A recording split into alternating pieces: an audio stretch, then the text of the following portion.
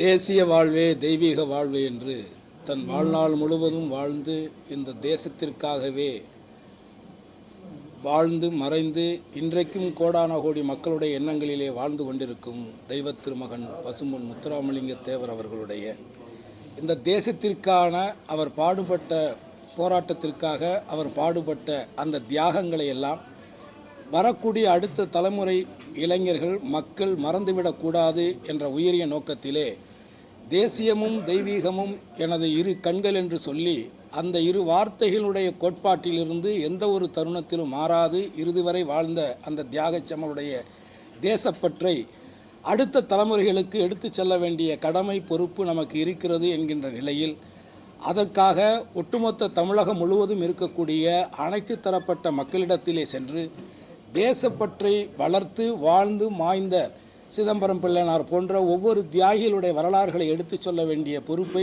எடுத்துச் செல்ல வேண்டும் என்று நான் முடிவெடுத்து இது சம்பந்தமாக தமிழக காவல்துறையினிடத்திலே அனுமதி கோரியிருக்கிறேன். நிச்சயமாக விரைவில் அது கிடைக்கும் என்று நம்புகிறேன். அந்த பட்சத்திலே வருகின்ற அக்டோபர் மாதம் 30ஆம் தேதி ஜெயந்தி விழா முடிந்ததற்கு பிறகாக தமிழகம் முழுவதும் வட ஆற்காடு மாவட்டம், தென் மாவட்டங்கள், வட மாவட்டங்கள் அனைத்து மாவட்டங்களிலுமே நான் தொடர்ச்சியாக பயணம் செய்து அவருடைய புகழையும் அவர் இந்த தேசத்திற்காக வெள்ளையர்கள் எதிர்த்த தியாகங்களையும் குற்றப்பரம்பரை சட்டத்தை எதிர்த்து இன்றைக்கு இருக்கக்கூடிய 114 சமுதாய மக்கள் அந்த அடிப்படையிலே இன்றைக்கு அரசின் பயன்களை பெறக்கூடிய நிலையில் இதை உருவாக்கி கொடுப்பதற்கு போராடியவர்களுடைய தியாகங்களை வரலாறுகளை எடுத்துச் சொல்ல வேண்டிய பொறுப்பு நமக்கு இருக்கிறது என்பதை உணர்ந்து அதற்கான ஒரு திட்டத்தை தயாரித்துள்ளேன்.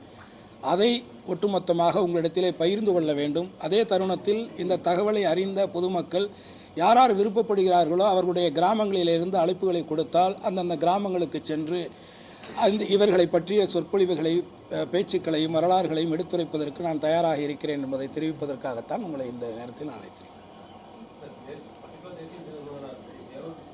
தேசம்னு வரும் பொழுது அந்த காலகட்டத்தில் இருந்த வாழ்ந்த எத்தனையோ தியாகிகள் இருக்கிறாங்க. அதில் நம்ம எந்த பாகுபாடும், ஏன்னா தேசிய தலைவர்களை நம்ம பாகுபாடு தேசத்துக்காக உழைத்தவர்களை மத ரீதியாகவோ ஜாதி ரீதியாகவோ பிரித்து பார்ப்பது என்பது ஒரு இழிவான ஒரு செயல்.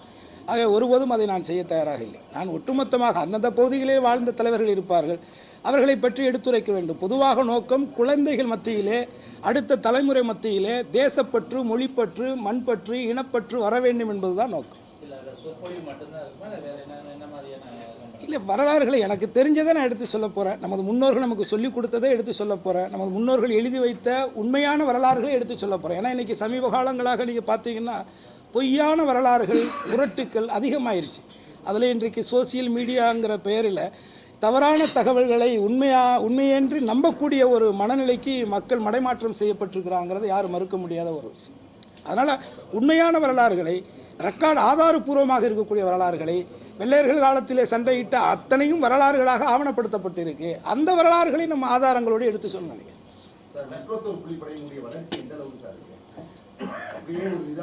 அது அவ்வளோதான். ஏன்னா முதல்ல இது இந்த அமைப்பை பொறுத்தவரை உங்கள் எல்லாருக்குமே தெரியும். இங்கே எதையும் மறைச்செல்லாம் பேச முடியாது. என்னை பொறுத்தவரை என்னுடைய தலைவரும் என்னுடைய கடவுளும் பசும்பொன்னார் தான். அதில் நான் பலமுறை இதை நான் சொல்லியிருக்கிறேன். இதற்கு காரணம் என்ன அப்படின்னு சொன்னால் அவர்கள் வாழ்ந்த அந்த தூய ஒரு வாழ்க்கை தான். எல்லாரும் இதை அதாவது ஃபார்வர்ட் பிளாக்குங்கிற கட்சியை உருவாக்கியவர் யார்? சுபாஷ் சந்திர போஸ். அதை தலைமையேற்று நடத்தியவர் தான் தேவர். ஆனால் அந்த கட்சியினுடைய சாயமே அது ஜாதி கட்சியாகத்தான் அன்றைய காலத்திலிருந்து பரப்பப்பட்டு இன்றைய வரைக்கும் அது நிலைநாட்டப்பட்டிருக்கிறது. ஒரு பொய் திரும்ப திரும்ப சொல்லப்பட்டு அது உண்மையாக்கப்படுது. அதனால் இந்த அமைப்பை பொறுத்தவரை இது ஒரு கல்வி அறக்கட்டளையாக உருவாக்கப்பட்ட அமைப்பு. ஏற்கனவே நான் சொன்னதைப் போல அன்றைய காலகட்டத்தில் 2007 2009 வரை அன்றைக்கு தமிழகத்தில் இருந்த கிட்டத்தட்ட 120க்கும் மேற்பட்ட அகதிகள் முகாமில் இருந்த மாணவ மாணவிகளிலே 1000க்கும் மேற்பட்ட மதிப்பெண்களை பெற்ற மாணவ மாணவிகளை தேர்ந்தெடுத்து அதை நீதிமன்றத்தில் உத்தரவு பெற்று அதற்கு நான் பொருளாதார உதவி செய்து அவர்களை படிக்க வைத்து பட்டதாரி ஆக்கியதனுடைய நோக்கம்தான். அதை தொடர்ச்சியாகத்தான் புரட்சித் தலைவர் அம்மா அவர்கள் எனக்கு அந்த வாய்ப்பை கொடுத்தார்கள். ஆகவே இது அரசியல் கட்சி அல்ல, இது ஒரு அமைப்பு, இது ஒரு அறக்கட்டளை. இந்த அறக்கட்டளை கல்வி ரீதியாக தடுக்கப்படுகிற வறுமை நிலையில் இருக்கக்கூடிய மாணவ மாணவிகளை தேர்ந்தெடுத்து உதவி செஞ்சது. காலப்போக்கில் அது இன்றைக்கு இந்த நிலையில் இருக்குது. ஆகவே நாம் யாருக்கும் தாழ்ந்தவர் அல்ல, நமக்கு யாரும் தாழ்ந்தவர் அல்ல என்கின்ற தெய்வ திருமகனாருடைய வாக்குதான் இந்த அமைப்பினுடைய நிலைப்பாடு. சமீபமா 2 நாளா அந்த ஜிஎஸ்டி அன்னபூர்ணா ஆமாம் வந்து மன்னிப்பு கேட்க வச்சிருக்காங்க. அனைத்து தலைவரும் கண்டனம் தெரிவிச்சிருக்காங்க. இல்லை அது வந்து அதாவது ஜிஎஸ்டி வந்து நியாயமாக நான் ஒரு நடிகனாக நான் சம்பாதிக்கிற பணத்தில் 18% நான் ஜிஎஸ்டியாக கட்டுறேன். ஒரு நாட்டினுடைய சட்டத்திட்டத்தை நான் மதிக்கிறேன். இந்த நாட்டினுடைய குடிமகனாக இந்த தேசத்தினுடைய நலனுக்காக நான் அதை ஏற்றுக்கிறேன். நான் வறுமையில் தான் இருக்கேன். ஆனாலும் நான் சம்பாதிக்கக்கூடிய அந்த பணத்தில் 18% 1 லட்சம் ரூபாய் நான் சம்பளம் பெற்றேன். ஆனால் 18,000 ரூபாயை இந்த தேசத்திற்கு நான் கொடுக்குறேன். அதனுடைய நோக்கம் இதை வசூல் செய்கின்ற இந்த அரசு அந்த பணத்தை மக்களுடைய நலனுக்காக, மக்களுடைய எதிர்கால திட்டங்களுக்காக, எதிர்கால சந்ததிகளுக்காக செலவிடுகிறதா என்று பார்த்தால் அது இல்லை.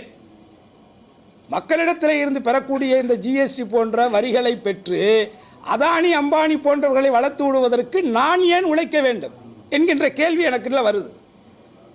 ஆக இந்த ஒரு வியாபாரி சங்கத்தினுடைய பிரதிநிதியாக கலந்து கொண்ட அந்த அன்னபூர்ணாவினுடைய முதலாளி அவர்கள் அடிப்படையிலே ஒரு சராசரி குடும்பத்தில் பிறந்து உழைத்து வாழ்க்கையிலே முன்னேறி இன்றைக்கு ஒட்டுமொத்த உழைப்பால் உயர்ந்த அந்த சிறு பெரு வியாபாரிகளுக்கு அவர் ஒரு பிரதிநிதியாக அந்த நிகழ்விலே கலந்து கொண்டிருக்கிறார். அவர் உண்மையை கேட்கிறார். பன்னுக்கு வரி இல்லை, ஆனால் அதில் தடவுகின்ற ஜாமுக்கு 18% வரி போடுகிறீர்கள் என்று கேட்கிறார்.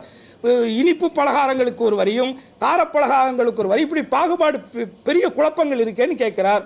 உடனே அவரை அழைத்து நீங்கள் அடுத்த நாள் வந்து மன்னிப்பு கேட்க வைப்பது என்பது இதுதான் பாஜக அரசினுடைய நிலை. ஒட்டுமொத்த தமிழகத்தில் இருக்கக்கூடிய அத்தனை வியாபாரிகளையும் அவர்கள் அசிங்கப்படுத்தி இருக்கிறார்கள், அவமானப்படுத்தி இருக்கிறார்கள். இதற்கு மேலே என்ன நடக்கணும்? இதை விட ஒரு சர்வாதிகாரம் என்னவாக இருக்க முடியும்? ஒரு கலந்தாய்வு கூட்டத்திலே கேட்கின்ற கேள்விக்கு பதிலை சொல்லுகின்ற ஒருவரை நீங்கள் மீண்டும் அழைத்து அவரை நீங்கள் மன்னிப்பு கேட்க வைக்கிறீர்கள் என்று சொன்னால் இது அன்னபூர்ணாவினுடைய முதலாளிக்கு ஏற்பட்ட அவமானமாக நான் நினைக்கவில்லை. ஒட்டுமொத்தமாக தமிழகத்தில் இருக்கக்கூடிய அத்தனை குடிமக்களுக்கும் அத்தனை சிறு குறு வியாபாரிகளுக்கும் ஏற்பட்ட அவமானமாக நான் இதை கருதுகிறேன். சார், அதாவது பார்த்தீங்கன்னா ஒவ்வொரு முறையும் மத்திய அரசாங்கத்தை பொறுத்தவரைக்கும் பல்வேறு பிரச்சனைகளை தொடர்ந்து பண்ணிட்டே இருக்காங்க. யாருக்கும் ஒரு கேள்வி கேட்டால் அமலாக்கத்துறை உள்ளிட்ட பல்வேறு பிரச்சனை இருக்கு. ஆனால் அவங்களை எதிர்த்து கேட்கக்கூடிய நபர்கள், அரசியல் தலைவர்களாக இருக்கட்டும், யாருமே இன்னும் இல்லைன்ற மாதிரியான ஒரு அப்படியெல்லாம் கிடையாது. அதெல்லாம் இருக்கு, இல்லை இருக்காங்க, அதெல்லாம் இருக்காங்க. ஏன் இப்போ ராகுல் காந்தி பாராளுமன்றத்தில் கடந்த எதிர்கட்சி தலைவராக பொறுப்பேற்றது ஏன் எல்லாரும் தான் இப்போ அப்படி இல்லைங்க. இதில் வந்து இப்போ ஒரு கருத்து சொல்கிறாங்க. இன்றைக்கி பெரிய பெரிய தலைவர்களே, நாட்டினுடைய பிரதமரே ட்விட்டு போடுறதுலையும் சோசியல் மீடியாவில் செய்தி அனுப்புறதுல தான் அரசியல் பண்ணிகிட்டு இருக்கிறாங்க. அப்போ அவங்களுக்கு எப்படி பதில் சொல்கிறது? அதுக்கு மட்டும் நாங்கள் ரோட்டில் இறங்கி பதில் சொல்லணுமா? அவர் சோசியல் மீடியாவில் சொல்கிறாரு, நாங்களும் சோசியல் மீடியாவில் சொல்கிறோம். அதனால் அவருடைய கருத்துக்களை இங்கே எல்லாரும் ஏற்றுக்கிட்டதாலாம் அர்த்தம் கிடையாது. இது போன்ற ஒரு நிலைவு இருக்கிற பட்சத்தில் முன்னாள் தலைவர்களான கலைஞர், ஜெயலலிதா அது மாதிரி விட்டுருப்பாங்களா? அந்த வல்லமை சார், அந்த காலகட்டங்கள் மாறிடுச்சு. ஒருத்தருடைய ஆளுமையை அடுத்து வரக்கூடிய தலைமுறைகிட்ட இருக்குன்னு எதிர்பார்க்கிறதே முதல்ல சரியான இது இல்லை. ஒவ்வொருத்தரும் ஒவ்வொரு நிலைப்பாடு. யாருக்கு தெரியும் சார்? அரசியல் தானே, இது சராசரி அரசியல். நாளைக்கு யார் வேணாலும் நாளைக்கு ஒரு மிகப்பெரிய ஒரு எதிர்ப்பு சக்தியாக ஒன்று உருவாகிறதுக்கு வாய்ப்புகள் இருக்குது. அதனால் பொதுவாக எந்த ஒரு அரசியல் கட்சியாக இருந்தாலும் மக்களுக்கு விரோதமான கருத்துக்களை இப்போ வந்து தேசிய கல்விக் கொள்கையை கொண்டு வராங்க. அதை நம்ம முழுமையாக எதிர்க்கிறோம், தொடர்ச்சியாக எதிர்க்கிறோம். இதில் என்ன எதிர்க்கிறீங்க? அந்த அமைச்சர் என்ன சொல்கிறாரு? நாங்கள் வந்து தாய்மொழி கல்வியை வளர்க்குறது கொண்டும்போது இந்த அரசாங்கம் அதுக்கு தடையாக நிற்குதுன்னு சொல்கிறாரு. அது எவ்வளோ பெரிய அபத்தமான பொய்ங்கிறது அதுக்குள்ளே போய் நீங்கள் படிக்கணும். நீங்கள் வர்ற சோசியல் மீடியாவில் வர்ற செய்திகளை மட்டுமே நீங்கள் படிக்கிறத விட்டுட்டு இந்த மாதிரி ஒரு மத்திய அமைச்சர் சொல்கிறாரு, அப்படி ஒரு தாய்மொழி கல்வியை வந்து மறுக்கக்கூடிய அளவுகளே தமிழ்நாடு அரசாங்கம் இருக்குது. அந்த அளவுக்கு தமிழர்கள் என்ன முட்டாளாவாக இருக்காங்க? அது கிடையாது. அதனுடைய நோக்கம் வேறு. அவர்களுடைய நோக்கம் என்பது இந்த மாதிரியான கல்விக் கொள்கையை கொண்டுகிட்டு வந்து ஏழை எளிய மாணவர்கள் எப்படி மருத்துவ கல்வியை இன்னைக்கு வந்து படிக்க முடியாத ஒரு எட்டாத கனியாக மாற்றி இருக்கோ, அது மாதிரி நாளைக்கு வந்து ஐஐடி மாதிரியான உயர்கல்விகளை உள்ளேயே தமிழர்கள் நுழைய முடியாத ஒன்றை கொண்டுட்டு வர்றதா அவருடைய உள் சூட்சமம். அதை நம்ம வந்து புரிஞ்சுக்கணும். அதுதான் இதில் நோக்கம். அதனால் எதையுமே மேலோட்டமாக நான் பார்க்காம கொஞ்சம் ஆழமாக படித்து அதை தெரிஞ்சுக்கிட்டு ஒரு தெளிவு தெரிஞ்சு இன்றைக்கி வந்து பொதுவாகவே பார்த்தீங்கன்னா ஐஐடி நம்மளாம் போகவே முடியாது அப்படிங்கிற ஒரு பயத்தை மாணவர்கள்ட்ட உருவாக்குறாங்க.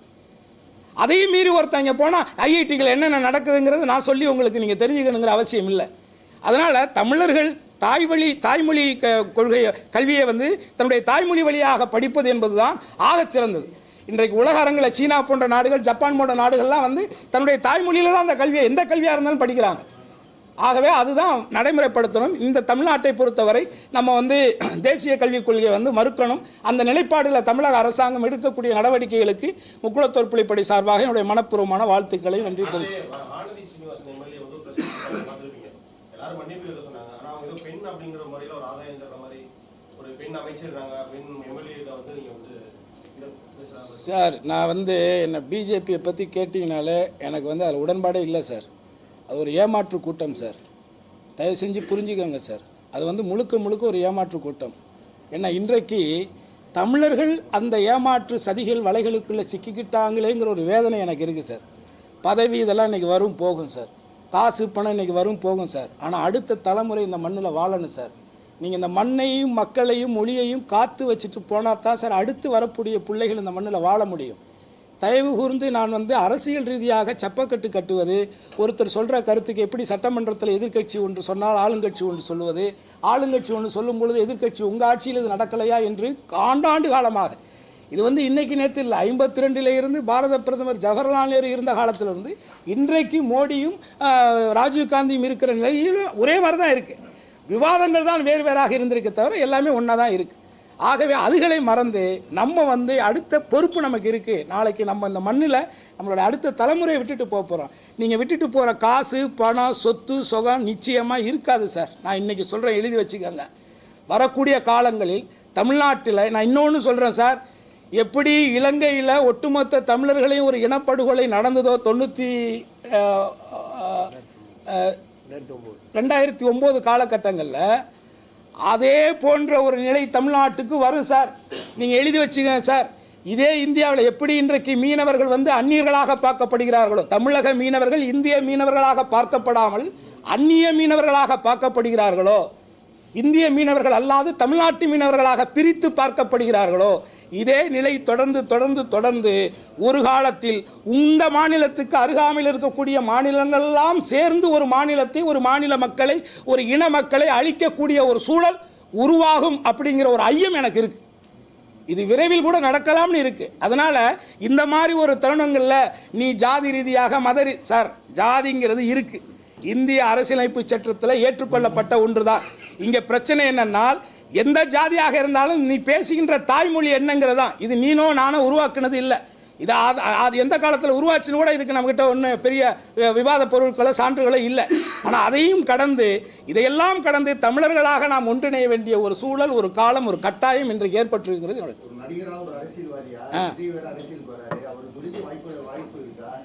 சார், அரசியலுக்கு எதுவுமே இலவா கிடையாது சார். அவர் சினிமாவில் மட்டும் ஈஸியாக வந்துட்டார்.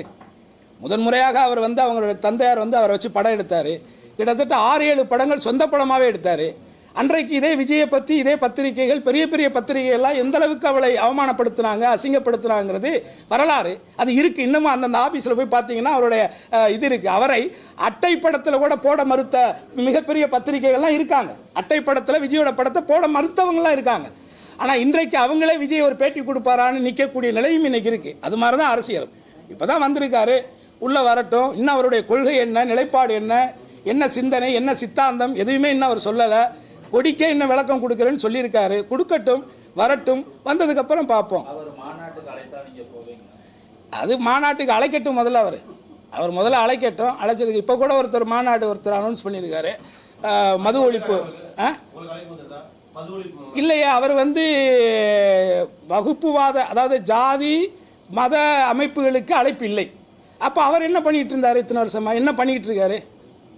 அவருடைய கட்சியினுடைய அடிப்படை சித்தாந்தம் என்ன சார்? இப்போ டாக்டர் ராமதாஸுடைய கட்சி, பாட்டாளி மக்கள் கட்சி, அங்கீகரிக்கப்பட்ட ஒரு தமிழ்நாட்டு இந்திய அரசியல் இதில் வந்து தேர்தல் ஆணையத்தில் அங்கீகரிக்கப்பட்ட ஒரு கட்சி. இவரோட கட்சி அங்கீகரிக்கப்பட்ட ஒரு கட்சி. ஆனால் அந்த கட்சி பாட்டாளி மக்கள் கட்சி ஜாதி கட்சினா, விடுதலை சிறுத்தைகள் என்ன கட்சி? இன்னைக்கு ஏதோ ஒரு அர்ஜுன் ரெட்டி அது மாதிரி ஒருத்தர் சேர்ந்துட்டதுனால அது வந்து தேசிய கட்சியாக மாறிடுச்சா? என்னது? முதல்ல உங்களுடைய நோக்கம் என்ன? பொது சிந்தனையா, சுய சிந்தனையா? பொது அரசியலா, சுய அரசியலா? நீங்கள் பொது அரசியல் செய்பவராக இருந்தால் அத்தனை பேரையும் தமிழகத்தினுடைய எதிர்கால சந்ததிகள் அழியப் போகிறது. தமிழகம் குடிகார மாநிலமாக மாறப்போகிறது. ஆகவே இந்த மக்களை காப்பாற்ற வேண்டிய பொறுப்பு உங்களுக்கும் எனக்கும் இருக்கிறது. ஜாதி மதங்களை கடந்து தமிழர்களாக அத்தனை பேரும் ஒன்று கூடுங்கள். அந்த மாநாடை நாம் வெற்றிகரமாக நடத்தி காட்டுவோம். தமிழகத்தில் மட்டுமல்லாது ஒட்டுமொத்த இந்தியாவிலே மதுவிலக்கை கொண்டுகிட்டு வருவோம் சொன்னால் உங்களுடைய சிந்தனை பொது சிந்தனை, பொது அரசியல். ஆனால் இது மதவாத கட்சி யாரை சொல்றீங்க? பிஜேபியை சொல்றீங்க. ஜாதிவாதி கட்சி யாரை சொல்றீங்க? பாட்டாளி மக்கள் கட்சியை சொல்றீங்க. அப்போ மதவாத அமைப்புகள் வந்து வேற எதுவுமே இல்லையா? இஸ்லாமியில் எத்தனை அமைப்புகள் இருக்கு, கிறிஸ்துவத்தில் எத்தனை அமைப்புகள் இருக்கு, அரசியல் ரீதியான கட்சிகள் இல்லாட்டியும் கூட அமைப்புகள் நிறையா இருக்கு. அதில் இஸ்லாமிய அமைப்புகளில் நிறைய கட்சிகளே இருக்கு. காய்தே மில்லத்தை உருவாக்கின முஸ்லீம் லீக் கட்சி என்ன? எந்த காலத்தில் உருவான கட்சி? இந்தியாவுடைய 3வது பெரிய கட்சி சுதந்திரம் அடைந்ததுக்கு பிறகாக. ஆக உங்களுடைய நோக்கம் முழுக்க முழுக்க நீங்கள் பாட்டாளி மக்கள் கட்சியையும் பிஜேபியையும் விட்டு நீங்கள் செய்யக்கூடிய இந்த அழைப்பு என்பது முழுக்க முழுக்க அரசியல்னு நான் சொல்கிறேன்.